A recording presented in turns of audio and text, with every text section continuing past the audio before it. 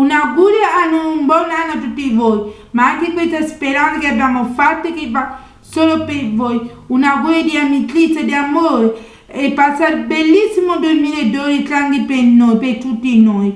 Un 2012 non dimentichiamo mai le esperienze, anche a volte le persone che sanno mai, le persone che hanno avuto tanti problemi di tutto il mondo, che noi aiutiamo e a volte sono te cose che vogliamo noi.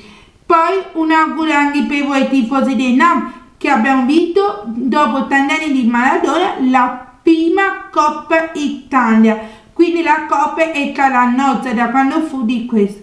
E poi anche un augurio, un felice buon anno a tutti i malati nel mondo e anche un augurio alle persone che lavorano tutti i giorni, notte e giorno, e anche auguri operari e anche auguri a noi che siamo in famiglia a casa. Auguri, un felice buon anno e come sempre, forza Napoli, e speriamo che il Napoli vinca in campionato e speriamo andiamo più nati possibile. Un felice, un augurio di libertà. Un bacio con l'affetto, Candida Napoletano. Auguri di nuovo, buon anno 2013.